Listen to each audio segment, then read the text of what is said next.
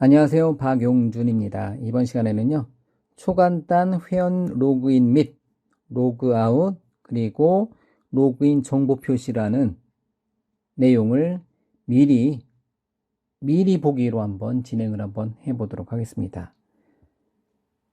DB를 사용하지 않고 로그인 및 로그아웃 그리고 정보 표시 기능을 구현을 한번 해보자라는 거죠.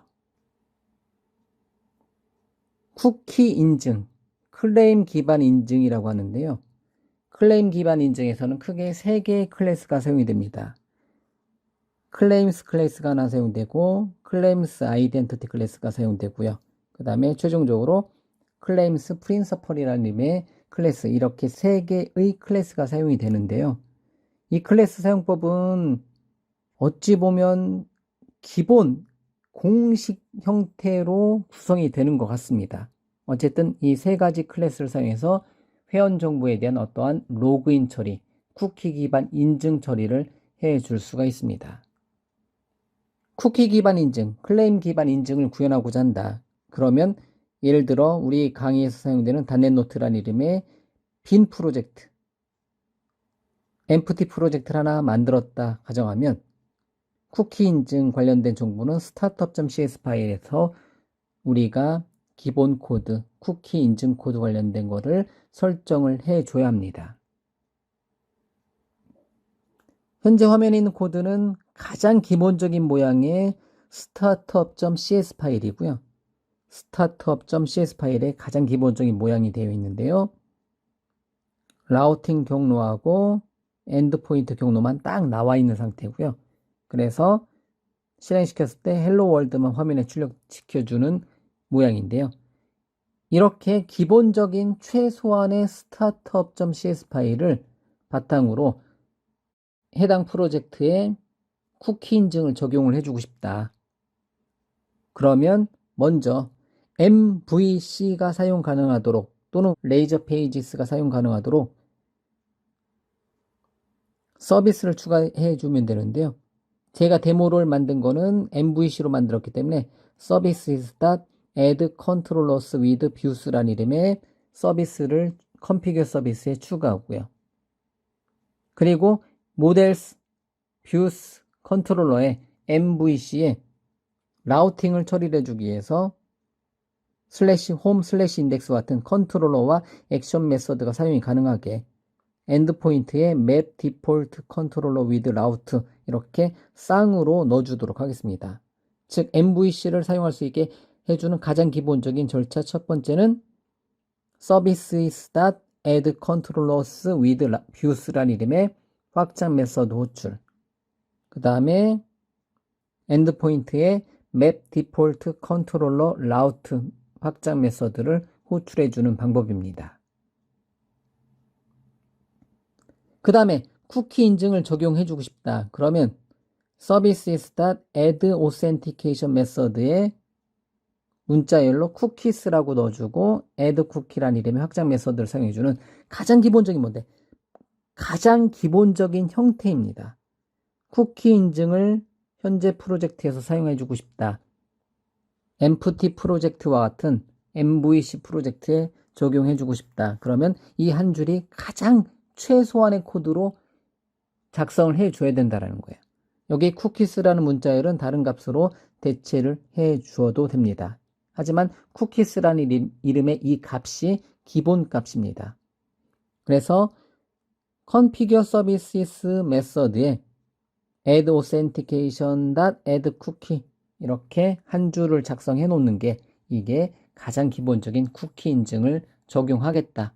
현재 내 프로젝트에 그게 MVC 프로젝트가 됐던 또는 empty 프로젝트가 됐던 내가 현재 만들어 놓은 프로젝트에 쿠키 인증을 적용하겠다 하는 가장 최소한의 옵션을 가지는 속성이라는 거죠.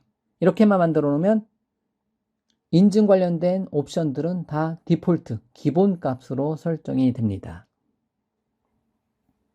그 다음에 인증을 적용을 해주고 싶다. 그러면 configure 메서드에 use static files 메서드를 호출해 주고요. MVC와 마찬가지로 그 다음에 use authentication, use authorization 이 두 가지 확장 메서드, 미들웨어를 추가를 시켜주시면 됩니다. 어쨌든 현재 화면에 보이는 이 모양은 또 한 번 말씀드리겠습니다. 공식과 같은 코드입니다. 그때 여기에 수많은 add 쿠키에 수많은 어떤 옵션들이 들어가는 거고요. 그런 옵션들을 우리가 계속해서 시간이 지나면서 알아가는 거고요. 이렇게 startup.cs 파일에 기본적으로 쿠키 인증을 사용하겠다 설정이 되었으면 여러분들이 원하는 추가적인 어떤 컨트롤러 클래스를 만들고 로그인하고 로그아웃 기능을 구현을 해줄 수가 있습니다.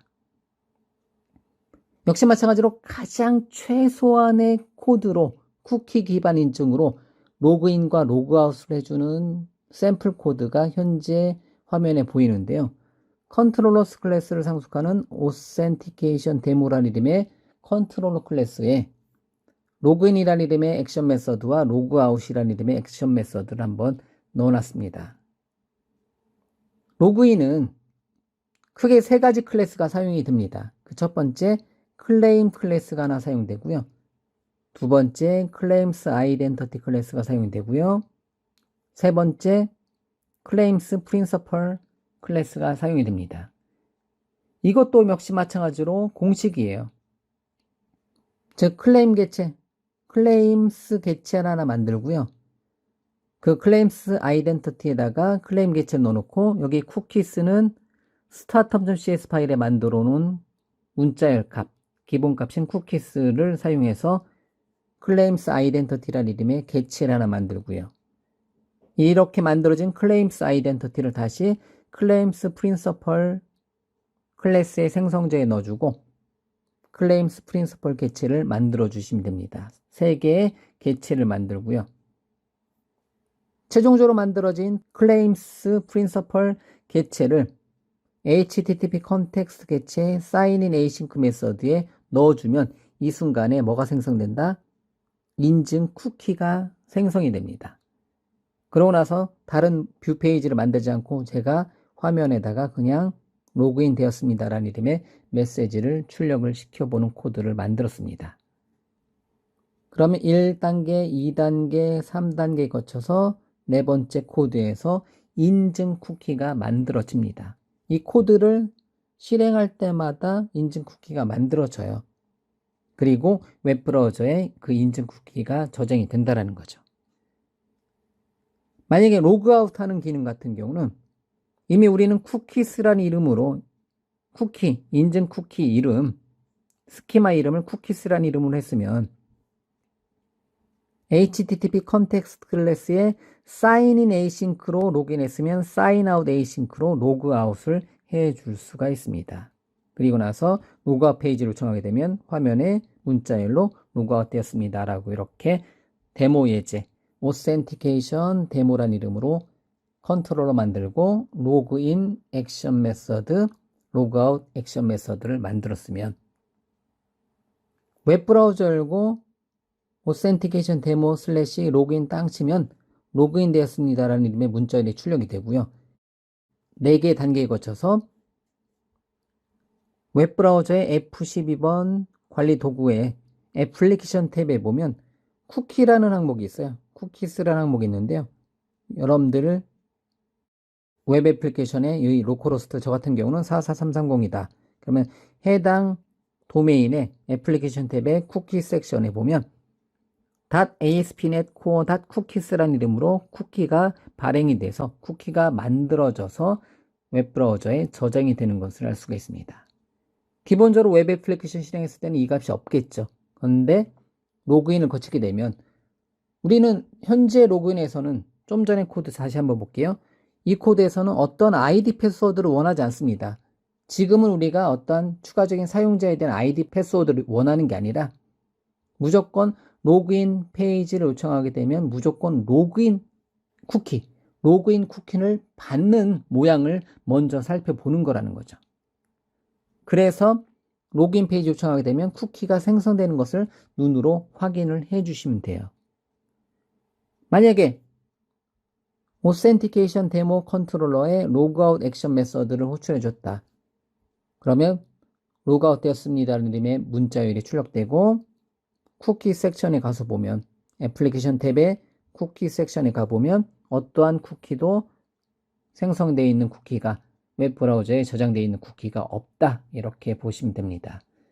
그래서 쿠키 기반 인증은요. 특정한 사용자, 지금은 특정한 사용자 없이 전체 사용자로 보는 거고요.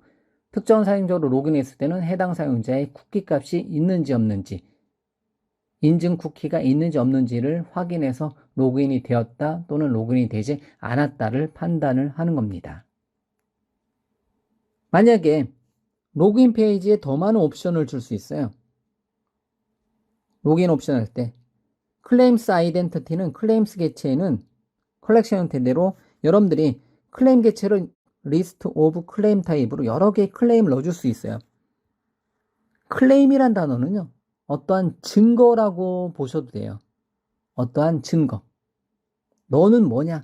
인증하려고 하는, 로그인 하려고 하는 너는 어떠한 증거, 어떠한 티켓을 갖고 있느냐? 내 웹 응용 프로그램에, 내 사이트에, 내가 만든 응용 프로그램에 너는 어떠한 티켓을 가지고 들어왔느냐를 결정을 시켜주는 게 클레임이다. 이렇게 보시면 돼요. 그러면 클레임 개체 만들 때 원하는 이름에 원하는 값을 넣어주면 돼요. 그런데 몇 가지 기본적인 값은 claim types name identifier 같은 경우는 유니크한 아이디, 예를 들면 유저 아이디 같은 거 있잖아요. 여기서 말하는 아이디가 아니라 유니크 아이디 이런 값을 저장을 해 놓을 수 있고요. 그 다음에 claim types name 속성에다가 유저 네임을 해주면 되는 거고요. 이게 일반적으로 display name, 유저 네임 또는 유저 아이디로 우리가 표현하는 표시 이름이에요. 네임이라는 이름 속성이. 또는 클레임에다가 이메일은 뭐뭐뭐다. 이메일 넣어주시면 되는 거고. 그 다음에 클레임 타입스다 롤에다가 하나 이상의 어떤 롤을 넣어줄 수가 있습니다.